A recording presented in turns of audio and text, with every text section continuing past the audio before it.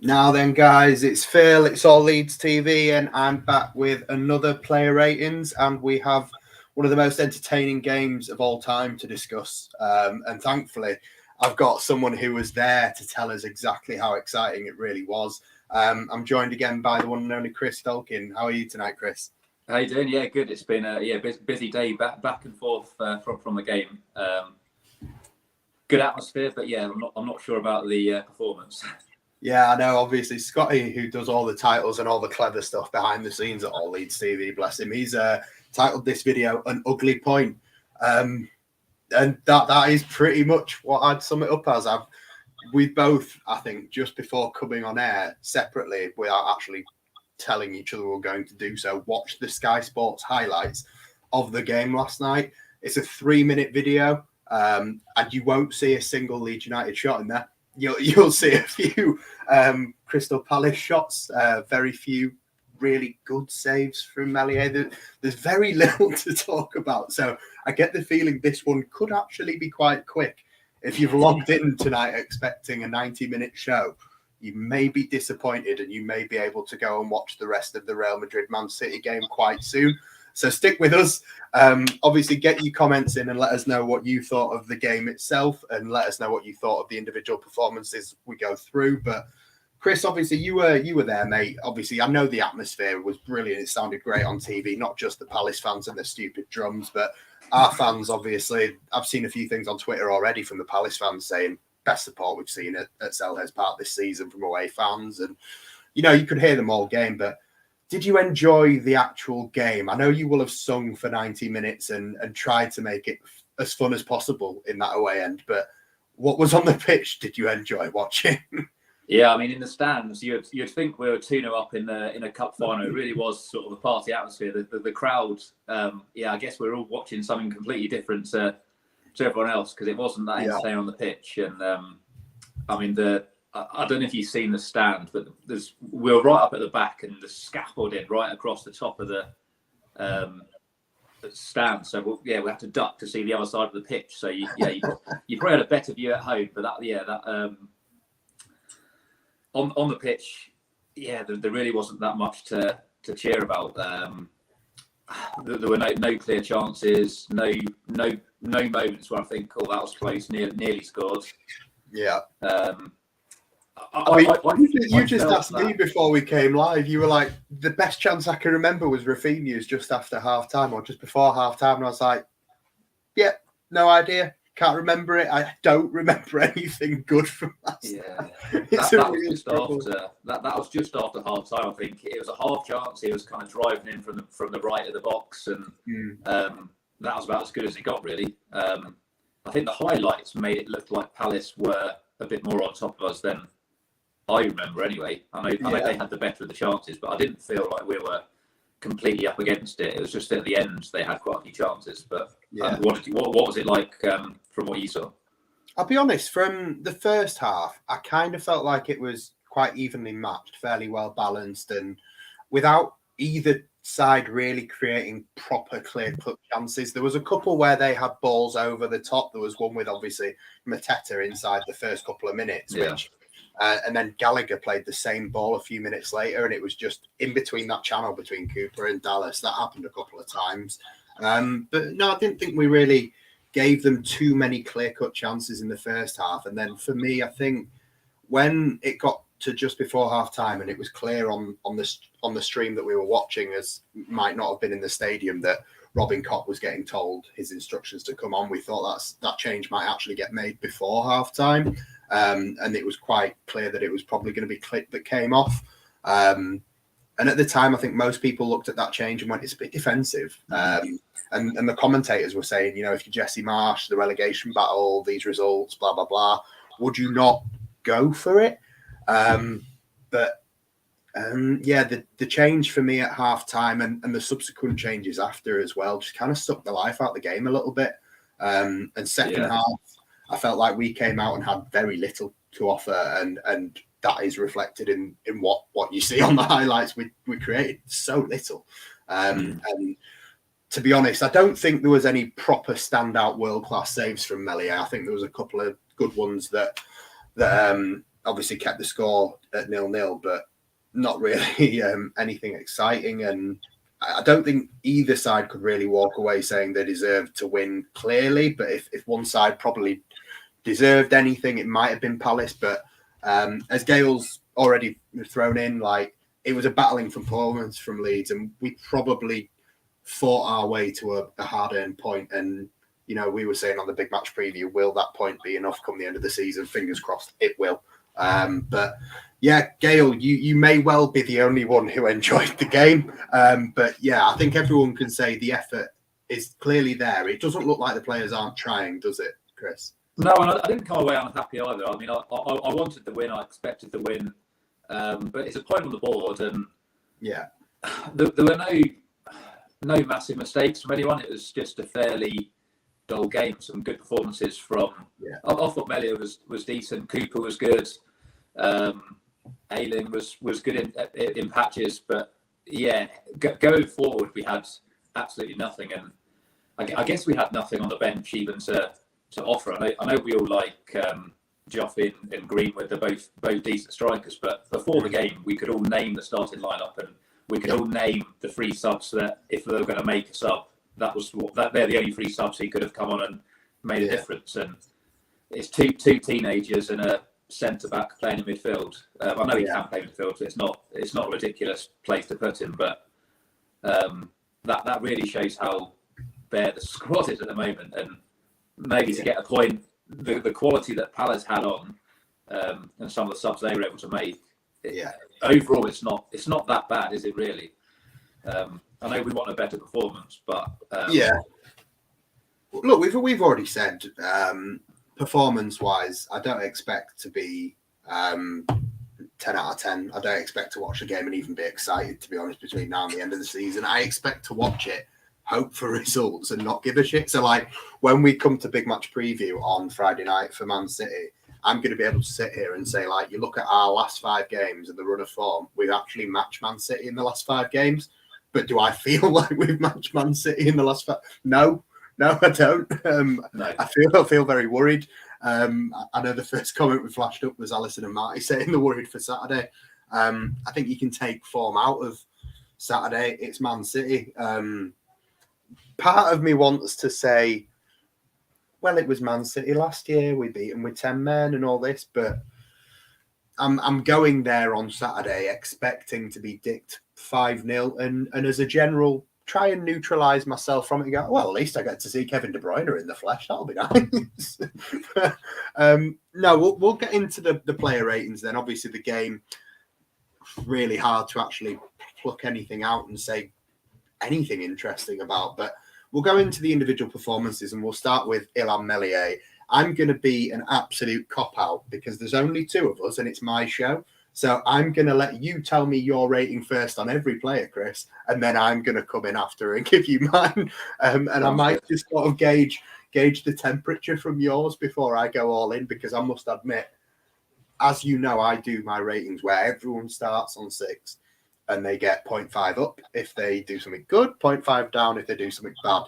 And I'm a bit worried. Mine are probably going to be a bit low and upset some people. So let's go with you first. What did you imagine mine will be on the higher side to you. Well, let's see. I think Meslier, he made no mistakes. He had a couple of crucial saves, especially at the end. I think there's a double save from Zaha. I guess the early chance against Matessa, was it? I don't know what happened there, but whether he sort of helped to keep it out of the net, I'm not sure. But I went for a 7. I felt it was fairly solid from him. A clean sheet. Distribution was mixed, but I guess he was probably told just to play it safe, or no massive mistakes. I went a 7. Yeah, guys, as usual in the comments, get yours in. Let us know your numbers. I definitely agree with these comments of everyone saying probably one of the best players on the night. I think he got man of the match actually from Sky. Really? So fair enough. I went really low, so I'm going to pretend I haven't written down what I've written down, and I'll put him up, and I will match you on a 7 because I would most likely give him man of the match. Although I almost wanted to come on here and give man of the match to Dan James just for one reason and one reason alone, and we all know what that is. I think he could have easily been sent off, and the fact that he didn't and he got the other player booked, was tempted to give it Dan James. We'll come to him later, but yeah, I'm happy to meet you on a 7, and I can also probably agree with a lot of people saying 8, maybe higher. So yeah, fair enough. Meslier, if you want to go early and give your man of the match out now, yeah, Meslier, fine. What have you gone from Luke Hayling? Because I'm already a little bit skeptical as to what's about to happen with these fullback ratings, because some people already in the comments, and I've seen on social media, thinking that the fullbacks did a good job, and that's where I've gone my lowest. So I'm intrigued as to where you go with Luke Hayling here. I think he was the better of the two. I think a lot of the key chances came via Dallas. So for Hayling, I've gone 6. He was marking obviously his half the bulk of the match. He didn't score. I know you don't necessarily put that down to Hayling having a great performance, but he had a tough battle the whole night. Didn't offer anything going forward really, but I guess he was probably instructed to stay back. And yeah, I don't think there's too much you can say he's done wrong, but yeah, he has to be proved otherwise. Right. Okay. I'm gonna bump up from what's on my phone because I really can't be asked with the argument.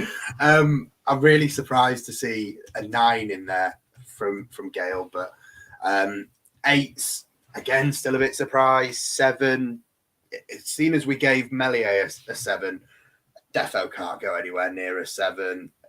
You went 6. I went 6. Clean sheet, remember? Yeah, look, it's not fantasy football, mate. We're not handing out 6 for a clean sheet here. I don't know. I thought Zaha had the better of him personally. I know he didn't score, like you said, but I do feel like he got inside him quite a bit. I don't think it was quite as weak as the other side. I agree with you there.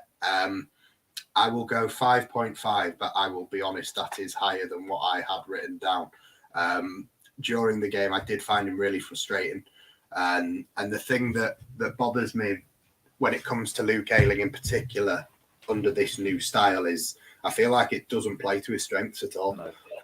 The thing that Luke Hayling's been best at for the last probably 3-4 years was progressing the ball, run up the pitch with it and drag the team forward and then sort of doing a little bit of what Dallas does on the other side with the pass and move, the third man run and the style at the moment seems to limit the back four to being just a back four. And look, I respect the fact that solidity in defence has probably rescued our goal difference somewhat. It's probably still enough to, if we go to goal difference, we're fucked. But it stopped the bleeding in a way. But yeah, like Joe's just said here, the no overlaps isn't really good for Hayling. It doesn't show what he does best. So like I can sit here and I can give him the 5.5 and it isn't so much attacking him personally as I don't think that we're playing to our players' strengths in what we're doing. But I think with what we're doing, we're just trying to get by and stay up. So it's, you toss a coin as to which one you want to prefer. Do I prefer staying up? Yeah, probably. Okay, fine. Take your 5.5. But yeah, we'll move into the centre half position and we'll go for Diego Lorente first. I'm intrigued to see what people have to say about Lorente because Gale's going to love me tonight. I think he was actually the best of our back four, weirdly enough. Although he could definitely have given away a penalty with his arse. What did you make of Diego Lorente? Yes, I didn't have a very good view of the penalty incident. Was that against Gallagher? Was it or Yeah. Yeah. So it didn't look like a penalty from where I was, but yeah, maybe the cameras had it a bit different, but I had him down to 6. I thought he wasn't quite as good as Cooper. I don't know. He always feels like he dives into the challenges. His positioning doesn't seem to be as good as Cooper, but overall, I thought the pair of them were quite good together. It was fairly, I'd say they're fairly reliable. Yeah. No, I don't disagree with you. I think obviously you've got to look at, like you said, it was a clean sheet. I'm always very critically minded anyway. But again, Joe, nailing it with everything you're saying at the moment. I think I always described Diego Lorente as Jekyll and Hyde. When he's on the ball, I can't help but notice every time he passes the ball, he will look that way and pass it that way. He always has to do something fucking mental. And if it comes off, it looks good. If it doesn't come off, it looks bad. But the distribution was poor. But I thought defensively, he actually bailed out Cooper a little bit at times last night. That first minute chance for Mateta, it's actually Cooper that falls asleep and can't get back. And the ball's played between him and Dallas. And Lorente, I know neither of them get to the ball between Lorente and Meslier, but it's them two that are covering the arse of those two on the left. Did he get a touch? Or no, he didn't get a touch, but he does enough to put him off. The pair of them do. And obviously, like, a better striker maybe just lifts it over him and pops it in. But the fact that they gave him so little time to react is credit to him. And I think with defensively at times, Lorente had me shitting myself, sliding in the way he did. It's one of them when you give the referee a decision to make, and Conor Gallagher is obviously a diving bastard like the rest of the Palace team generally are. So I'm glad the referee didn't buy it. But if you do watch it back, you will see he doesn't connect with the ball with either of the feet that he flies at the ball with. He actually tackles him with his arse. If you want to call that a clean tackle, I think it's a bit tenuous, but some referees would have given it. So I was relieved that they didn't, but I still felt he was the better of our two centre-backs and had the best performance out of any of the back four. I haven't gone high, though, as usual. I'm going to have to bump everything up ever so slightly because of how harsh I was in the beginning. So I'm going to give him a 6. But yeah, if people are giving 7, I'm intrigued to see when people are saying about they rated Cooper higher. If you in the comments have given Cooper a higher rating than Lorente, can you just let me know what it was that made you go higher, and I'll flash it up and we'll talk about it when we go on to Liam Cooper. But what did you think of the captain last night, Chris? Obviously, back with Calvin in, both of them starting again. The presence, obviously, the leadership, all that stuff, always good to have him back. But I wasn't terribly impressed. I don't think it was one of his best games. What did you make of him? No, I didn't think it was one of his best, but I felt he was better than Lorente. I thought he was fairly solid. He just since he's come back, you know what you're going to get from him, and he always offers himself out for the ball. He doesn't seem to shy away from anything. And yeah, I don't remember him putting a foot wrong. I mean, both of them were fairly solid in the air. I mean, they weren't really threatened that much in the air, but no, anything up in the air, they were dealing with it. They weren't bullied by the strikers. So I just thought it was a typical solid performance. Yeah, no, that's fair enough. I mean, again, like you just said, since he's come back into the team, and again, we can compare between Marsh football and Bielsa football, but the goals conceded has dried up, and the leadership, which was something that we were all sat here berating every week. There's no leaders on the pitch. We haven't said that for a few weeks, so I can definitely see the improvement. And I'm Liam Cooper's biggest fan. I will never sit here and slag him off. I think the team is always stronger with him in it. I just thought Lorente had a better game than Cooper last night, and I'm usually the biggest critic of Diego Lorente, you will find.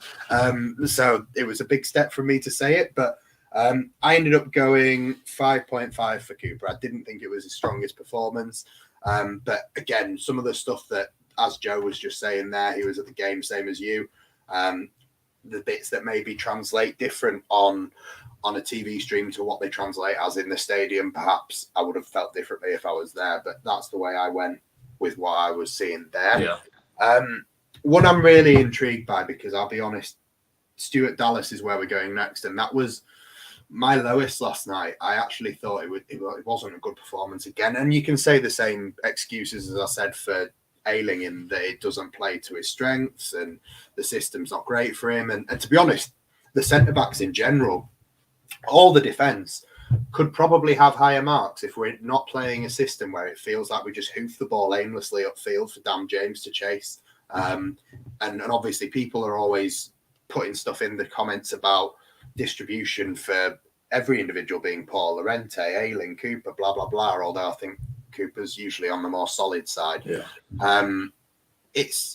again, we've just had it there. Dallas sloppy on the ball. Is it a case of sloppy on the ball, or is it a case of they are literally being told, well, get it, twat it, and let Dan James run after it? Which, we'll sit here all night and talk about how much I don't like that tactic. But is it the player? Is it the system? Is it the tactic? And what did you make of Dallas last night? Yeah, I think it is. I think it is a system at the moment. So it's not to be critical, because I suppose we are where we are at the moment. But they have no one to pass to. I suppose they're all going so narrow when they're used to having these options, sort of hugging the touchline, overlapping runs, as you said. But I put him down as a 5, not really for his passing, just because there are a couple of moments where the Palace seemed to just break away from him. I think there was definitely 2 occasions, and I think it got worse when 𝐃𝐿𝐖𝐍𝐋𝐃 came on. I don't think he liked his pace up against him.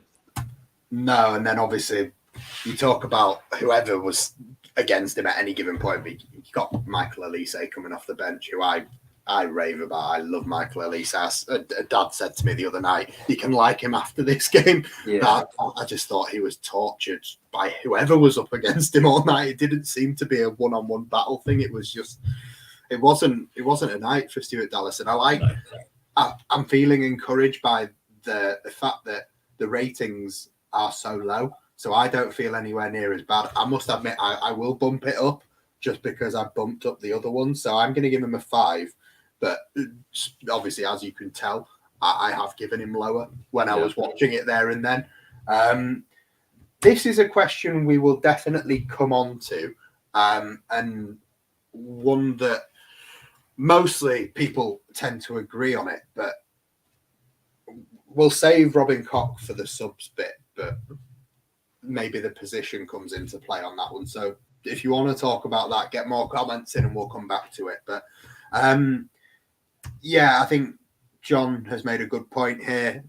Hopefully we are using the tactics we're using now to get the points that we need to stay up. And next season we should see something a little bit more like proper Marsh ball. But at the moment, I don't think Marsh ball is what we're seeing.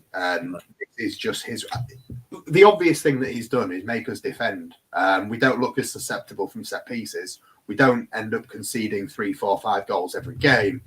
It is focusing on just doing the basics right. But as you said, Chris, once the ball gets past the halfway line, it either clicks or it doesn't. And when it doesn't click, it looks shit.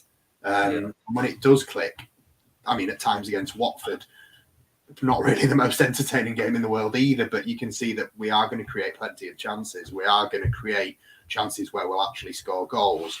But that didn't really seem to be a thing last night. So I'm intrigued to see, as we go through these ratings, weirdly enough, like I said, the fullbacks were my lowest. But I get the feeling that a lot of people, as we go through the ratings, might lower their ratings for the further up the pitch that we get, which obviously brings us, I'll come to Carolyn Phillips first. What did you think to Calvin? Did you think he made much of a difference, which normally he does, just from being there and then? I think his presence is always good. I think whenever he's in the team, I'm always a lot more comfortable, and I'm sure he does bring a boost to the rest of the team. But I guess, repeating myself a bit here, but distribution wasn't great. He was doing a lot of simple passes, but he wasn't. I guess we were speaking before that we thought he would have loads of space to spray the ball around, but he couldn't do any of that. But he didn't have the opportunity to, because no one was making the right runs. No, it did seem incredibly hard for him to be the Calvin Phillips that we know him being because of the way that we play. Again, is that another thing with the system, that it doesn't really play to one of our best players' strengths? No, but I mean, I do like him on his own there, but I guess sometimes he was that did become a problem. I guess no other team has just one defensive midfielder, so maybe to compete, we do need someone else alongside him. It's just finding the right person to do it. And I almost think it's not just the style. I think we're probably going to lose at the weekend, but it's the first game we're going into where Marsh has got no pressure really. I guess every game he's come into, he's had so much pressure on him. All the players, they know they're up against it. They've got so many points in the last sort of 5 games, but despite that, they're still in the battle. So they know they've got to keep producing the points, and that can't be easy for them to be learning a new style whilst picking up these points. Yeah. Well, mate, like I said, when it comes to City, 11 points from their last 5 games. Leeds, 11 points from the last 5 games.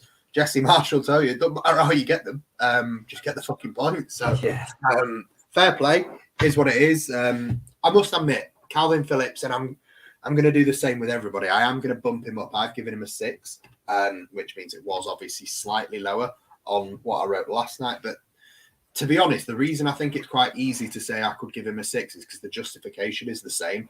I didn't really notice him a right lot, to be fair. I could have easily just kind of switched the game on, not noticed Calvin was there, and then turned it off, and he'd still be on a 6 because I've never put him up or down. I can see there's very few people sort of going anywhere other than 5, 6, 6.5. Everyone is kind of in the same ballpark. I just don't think the system suits him at the moment. Maybe it's something that we have to get used to before it starts to suit him the way that it kind of does with England. Because obviously when he played for England, it wasn't a single pivot. We all moaned and said, oh, it's a double pivot, won't suit him. It suited him perfectly fine when he had Declan Rice next to him, although that is Declan Rice and not bit of a difference, or Robin Koch. But yeah, I don't really feel Calvin made much difference at all last night. No. And weirdly enough, it goes back to a conversation that we had where we were saying when Forshaw and Koch were both playing well for that few games, like, would you change that up or would you rather keep that as it is? And weirdly enough, as much as we all want Calvin back, quite a few people were saying, like, don't disrupt it, leave it as Forshaw Koch because that's working. And obviously now that's not an option. But we'll see if hopefully that starts to get a bit more impressive looking over the next few games, but it's not exactly the best few games to try and settle into something. So some nice positivity in the chat here. Someone thinking that it could happen, and then D obviously as always shits on them and tells them it's going to be an 8-0 loss. So I like it. Next to Calvin was obviously for the start anyway, Mateusz 𝐃𝐿. Did you think Mateusz 𝐃𝐿 deserved to be hooked at half time? Was it something that was so blatant on the live watch in the stadium? I mean, I must admit I didn't see what he was doing so wrong, and I normally look out for anything to criticise people on, but the same thing that was a problem in the first half for me just got worse in the second half with the change. So I didn't really get it. What was going on? I couldn't see the sort of argument from where I was. I put him as a 5. I just felt he was never in the game. Whether he was just making mistakes or just not making the right runs, I don't know if he was maybe not listening to what he was being told to do. But yeah, I didn't notice him. Whether he deserved to go off, I think you could have made a case for any of the midfielders to go off, to be honest, because none of them really had a grip on it. No. Yeah, I mean, my missus will kill me if I don't point this out, but she thought she was the only one in the world that noticed. There was, I think it was when Zaha had obviously palmed Rafinha in the face, and that was all kicking off a little bit. Apparently, in the background, Jesse Marshall was having a right go. Again, someone else in the comments has seen it as well, so it's not just the missus. But apparently, he was having a right go at Mateusz 𝐃𝐿, and 𝐃𝐿 just kind of rolled his eyes and walked off. And that was around the time that Robin Koch had been warming up and getting instructions. And look, we're not going to speculate on what was going on, but it just looked as though basically 𝐃𝐿 wasn't doing whatever Jesse Marshall wanted or told him to do, and therefore that was the justification. Although, to be honest, I can't sit here and say I really understand what the fuck it was he was meant to be doing that changed so much in the second half, because for me it just got worse. The same as I did with Calvin. I could easily sit here and say I didn't know Mateusz 𝐃𝐿 was actually playing until he was taken off. It wasn't like he did a great deal. It wasn't like anything happened at all. I'm not going to give him the same 6 that I gave Calvin, I'm going to go slightly lower, which is exactly for the first one of these that I've stuck to what I said last night, a 5.5. I've seen a lot of people going lower. I just don't think he affected the game at all. And Calvin must have obviously been affecting the game in some way that Klich wasn't, for it to be Klich that came off, given the fitness issues that Calvin's had lately. So that's my only justification for going slightly lower. But yeah, well, I think Phillips said after the game he wasn't fit, wasn't he? He said he's still trying to get back into it. But yeah, I didn't notice Klich at all. So yeah, I wasn't really surprised to see him go off. No, and it is kind of like the usual sub, really, isn't it? Let's be honest. You can normally guarantee Rodrigo comes off on about 60 minutes as well. Yeah. To be fair, they're the stock changes for both managers, so maybe that's to do with fitness. I don't know. They are both two of the more senior players in the squad these days, so maybe it's to do with that. Yeah. Moving on to the two in front, and this will be very interesting to see how people progress with these ratings up the pitch. They are already, as I prophesied, starting to go lower and lower. So what did you give for Rafinha in the ground? I know there was one moment where he did his, not quite the 𝐃𝐎𝐍𝐋𝐄 thing, but he megged somebody, and that was pretty. And like you said, he kind of fashioned a chance for himself. But what did you make of him in the stadium? Because again, it's one of them where you could kind of be forgotten for not realizing he was on the pitch most of the time. Yeah, I mean, the game certainly didn't suit him. He wasn't where I would want him to be, sort of right on the wing. He seemed to be sort of alongside Rodrigo for most of it, which I guess is what he's been told to do. So I didn't feel he had much opportunity to do it. I suppose we got a high expectation from him as well. Yeah. I suppose it wasn't just him, but they seemed to get the ball and they were just looking to turn and kick it forward as quickly as possible. And then, I think I saw a stat saying it's one of the worst pass completion we've had. That's impressive given what happened at Watford. Yeah, I mean, it might not have been as bad as that, but there weren't many moments from him other than that half chance. So I went for a 5 and. You expect more from him, really.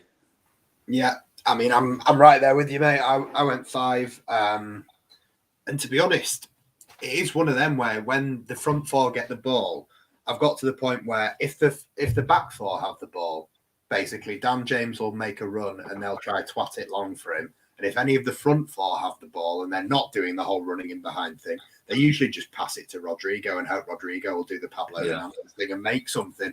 And if those two things aren't happening, it's basically just, well, let's just kick it somewhere where we're bound to lose it and we can just reset and get into our low block and not be broken down. So I'm not, it can't just be us as fans and whatever you want to call us that talk about this, YouTube people, I don't know. But you can't just be us that are sat here going, I don't particularly like this style of play. Surely, like a player like Rafinha in particular, who wants to do the kind of things that he was doing I know it's only Norwich, but when he's running past fucking 4 or 5 people and nutmegging 3 people to score at Norwich, I mean, it must bother them to the extent where if they're just hoofing the ball into an aimless zone on the pitch, they must get bored of this shit. It's not the most fun thing to watch, let alone playing, surely. It does worry me because I suppose there's part of me that wants to believe that he could stay beyond the summer. I know that sounds unlikely, but he's guaranteed a spot in the Brazil team, and if he likes it, if he's settled, why risk things? Why change things up? But yeah, if he's playing in that kind of system, that isn't what he probably wants to do. So yeah. I think D makes a good point as well. Like, obviously, I know I just brought up Pablo then, but sometimes it does seem like in this system, you just need a moments player. And we have that, obviously, in Rafinha. And they seem to look to Rodrigo to do the things that Pablo used to do. And I think Pablo is more of a moments player than Rodrigo is. Rodrigo, for me, links up well with Rafinha. But other than that, like those, you go back to the Everton game when we got dick 3-0 by Lampard, the only team to actually do anything other than beat Everton since Lampard took over. And like Rodrigo had the opportunity in that game to be a moments player, and he twatted the ball off the bar twice. That's not a moments player. That's someone that's nearly a moments player, but isn't quite. Whereas Pablo probably buries them. So yeah, it's interesting. And as everyone will say, we will strengthen, we will get players in. And I don't think it will be get players more used to playing this system. I think it will be actually go into Marsh's system, because this isn't it. Maybe the actual formation itself, the penis or whatever, maybe that is, but the way we play at hoofing the ball into aimless areas for Dan James to run over the top, that is not what I associate with Marsh ball from the bits I've seen of it before Leeds United. So fingers crossed it does look different. Are you going to give the same rating for Jack Harrison as you gave for Rafinha? That's what I want to know. A lot of people have already said in the comments, same for both. Yeah. But yeah. I'm gonna go with 5. Yeah, there was nothing significant that he did. I guess there was times where he was a bit slow on the ball, took too many touches. But again, yeah, didn't have Dallas overlap him. So yeah, what else can you expect from him? But I've gone 5 for him, and yeah, same for James actually as well. To be fair. Yeah, I've gone the same 5 each for Rafinha and Harrison. I thought they equally created very little, which unfortunately is the way that it was. And I'm not going to get too far into it, but it's the same things with Harrison as it normally is. As Joe said here, it's never really in the game, struggling with the system. But as you just sort of kind of intimated there, again, it's the decision making in the final third. And for a couple of games, we saw the whole son of a bitch on the pitch thing. And last night, my missus actually said a few times during the game, he just seems like such a lovely boy, doesn't he, Jack Harrison? And I was just like, but that's not what Jesse Marsh wants from him. I want to see him do what Dan James does and just fucking kick somebody. You've already given me your rating for Dan James, which is a 5. I've already told you I'm going higher. The missus is fuming that you've gone 5. She wants to come in and Dan James? Yeah, you went 5 for Dan James. Right, okay. Okay, close the door. Off you pop. She's not happy. She gets probably very defensive when someone says something that isn't 10 out of 10 for Dan James. It's a new boyfriend. He's taken over 𝐅𝐻𝐿𝐼𝐌𝐾𝐄. But yeah, I was tempted to give him a 10 just for fucking smashing Joel Ward. That's my favourite one of his so far, you know. I mean, the one on Tyrone Mings while we were all singing Tyrone Mings' fucking shit was good. But there was some real nastiness in that one last night. And then the way that Ward got up and proper went for him, and he just stood there as though he knew he pretended he hadn't done it. Yeah, it was quite composed actually. Yeah. It was brilliant. I mean, to be honest, I wouldn't have been surprised if that was a red. It could easily have been a red, and we wouldn't have had much complaining if they'd done it. But you can't just say it's missed time, though. I know he does it every game, but you don't get sent off for that, do you? It was a lot worse than the vast majority of the ones that he does. Like, it was a bad one. It was one of them where, and obviously on VAR, they slow it down and slow it down. The more that they showed the replay, I thought, oh, fuck, he's It went to VAR there? Well, they showed you the VAR looking at it, but then he just let them carry on, which I'm really surprised by. And then obviously the fact that Joel Ward gets booked as well for his reaction is just extra brownie points. Yeah. I'll admit everything else about the way Dan James played, I would struggle to give more than a 5. And again, it's the same stick that was used to beat him under Bielsa. Is Dan James a striker? We've said that 50 times this season and said yes once at West Ham. But otherwise, it doesn't suit the way that all of us play. But with Dan James, yes, he can run in behind, but there's got to be something. Like, there was times last night where I saw the ball pelted 80 yards upfield. Dan James runs in behind and he gets there ahead of 2 defenders, but then he's out wide. He's not one-on-one with the goalkeeper. He is in a wide area, and there's nobody within 40 yards supporting him. What the fuck is he meant to do with the ball there? It doesn't make any sense. So maybe the system is play it over the top and do it centrally so that he can actually have a chance, but that didn't happen last night. No. So yeah, I'm glad there's a lot of people obviously going high like I have simply for the tackle, but I'm sure if you ask people on the way that the game went for him, that tackle aside, they would struggle to give him more than a 5. So I gave him a 6, and I think I'm being kind. So I've changed my mind obviously during the show and given my man of the match to Meslier, but the 6 was obviously just purely justified on smashing your ward. So because that's what we like in it. We love a bit of shithouse bastardery from Leeds United players. So at least he had some of that last night. That's good. Rodrigo, what did you give Rodrigo? I heard him being one of the people getting praised quite a bit actually last night. Did you think he played well? I did. I thought he worked really, really hard. So I wasn't surprised to see him go off because he was probably knackered by the end of it because he was pressing and chasing the defender down, chasing the goalie down, and there was no one else really supporting him. I guess James was a bit, and I felt when the pair of them went off, we did lose control. So yeah, a 6, better than most of the attacking players we had out there. I just think he had no energy by the time it came to whatever minute it was he went off. Yeah, agreed. And like we said earlier, it's one of them stock changes that happens so often. He gets bought off on the hour just because I just don't think he's got the legs. But generally speaking, I actually thought he was quite not impressive, but he stood out as being one of the only attacking players to look like creating something last night. Don't get me wrong, he didn't. Not anything clear cut and nothing that was looking like he was going to get as a goal, but he looked far more creative than Rafa and Harrison behind him. And obviously with Dan James, we've already spoken about that there was very little that played to his strength. I actually think the system and everything that we do at the moment really plays to Rodrigo's strengths in a way that it never did under Bielsa. That's one of the few things that you can really pick out and go, Jesse Marsh has done a great job on one person, and that is Rodrigo. He's transformed him and made him look like, I can't honestly remember ever giving Rodrigo a 6 in Bielsa's time. It was always basically hammering him for the amount of money he earned.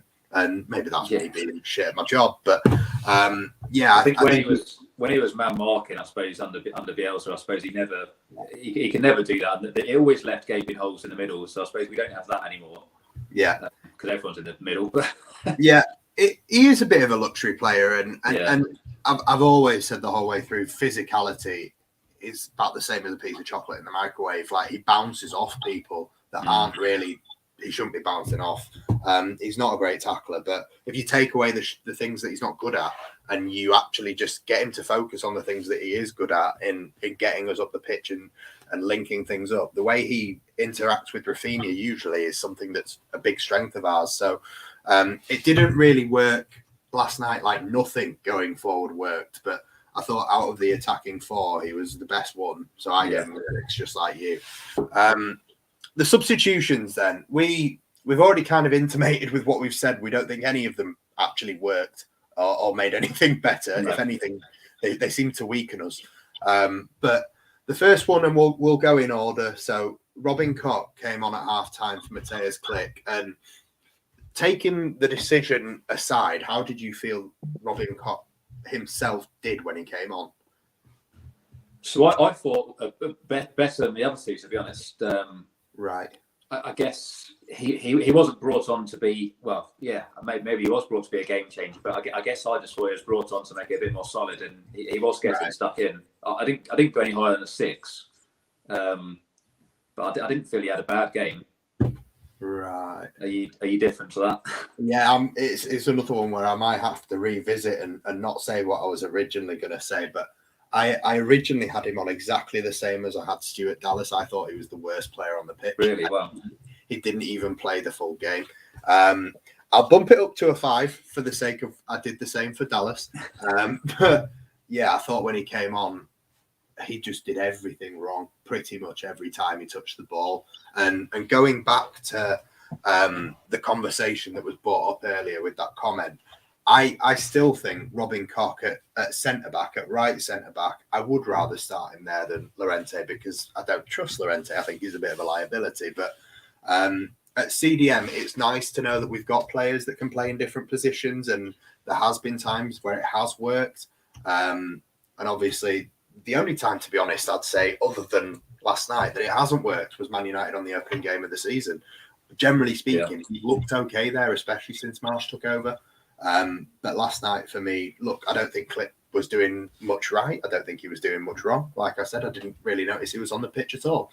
I did see a comment there. Yeah, I think Eze just walked past him quite easily at one point. I think he dived in and was just made to look pretty silly. So yeah, that was quite a bad moment. Yeah, for me, it was just when Robin Koch came on, it was noticeable that everything he did was bad. Whereas with Klipp, it was noticeable that he wasn't really there at all. So it's in a way you get away with being invisible rather than being quite clearly visible and not good. I went really low for Koch, but I've given him a 5 just to make it look like I'm a nicer person. And as Alisson and Marty have really diplomatically put there, he's better as a centre back. So we'll move on, so we don't have to castigate anybody. Sam Greenwood was the next substitution, and like you kind of just said there, did he come on for James or Rodrigo? I can't remember which way around it was anymore. He came on first. Did James go off first because of the yellow card, and then they bought Rodrigo off, or was it the other way around? I really genuinely forget. I really can't remember, but I know he definitely came on first. But yeah, he came on, and as you said before, we kind of lost a bit of everything, to be honest. I mean, the popular thing that people will say is, why is Joffrey not coming on first? Do you think it was a case of the substitutions the wrong way round, or do you think no matter which way they came on, they still weren't going to affect the game? Yeah, I'm still not convinced if Joffrey is properly fit. I can't understand why he's suddenly gone a bit out of the picture. He hasn't seemed to have much minutes in the under-23s either. I would personally put him on first. I know he seems to really like Greenwood, and he has had at least an assist or two. But as a game changer, I think Joffrey's the ones to come on. But probably how we were playing before, when we've got Rafinha bursting down the wing to get the crosses to him, or James or Harrison crossing, not in this narrow formation. Which maybe Greenwood is more suited to. Neither of them are really like an aerial threat in themselves anyway, are they, Greenwood or Joffrey? No. So yeah, what did you give him then, numbers wise? So I've given both of them a 5. I didn't really think. They didn't have anything to work on really, and I think Joffrey had a pop shot from miles out, but other than that, nothing to shout about. Yeah, I mean, I'll be honest, these are the two where I probably won't change what I put because I think they're fair. I've given both of them 5.5. I think they were both better than Robin Koch was, but still just slightly under par. They weren't what they usually do, especially with Joffrey. Obviously, Joffrey usually comes off the bench and makes a difference, changes the game, or at least impacts the game in some way, and neither of them really tended to make any difference. And like I actually said before, I kind of feel like the game got worse for us in the second half. We lost control, and we didn't have anything moving forward in the second half at all. Whereas, as much as you'd say it was a struggle that we created anything in the first half, either there was slightly more. The second half was a real tough watch. So I've gone 5.5 for the pair of them. Anything memorable you can say for either of them, other than that just really rubbish effort that's just really tame and on target from Joffrey? Yeah, nothing at all. But not necessarily their fault either. So can't really criticise them. But if you've got Rafinha, Rodrigo, and James all creating nothing, then you can't expect them to come on and change it really. Yeah. But good to get some minutes on the board, I suppose. Yeah, I think that's the only positive we'll be able to take from it. Just minutes and a clean sheet, a point on the board, and another result keeping us in a way on an unbeaten run. It doesn't really give us too much to say positively moving into the weekend, but a big game on Saturday. Obviously, Man City are in action in the Champions League now. I don't know the result. I think the last time someone put it in the chat was 3-1. I might go watch the rest of it. You all probably should too. But yeah, thank you for joining me, Chris. I know that was a hard one to get through. Fingers crossed we'll be back together at the weekend. You're not going to be at the City game, but you're going to be joining me on some of the shows, right? Yeah, I'll do my best. Yeah, I'm tickets for that one, but I'll be watching it nervously from home. Good. And obviously, guys, thank you very much for watching. Like I promised, it wasn't going to be a long one tonight. I'm surprised you bothered staying with us at all. So thank you if you have. If you haven't already, please smash a like on the video and subscribe and all that shit. Plenty of stuff to come throughout the week. Obviously, quick turnaround. We've got a game on Saturday, so we will be back with a big match preview again on Friday night. Scotty will be here with his watch along and everything on Saturday, and then probably player ratings on Sunday. So yeah, if you haven't already, do all of the below and just have a great week. Try and forget any of that shit happened. I'm going to. Cheers for your time, Chris, and cheers for everyone watching. We'll catch you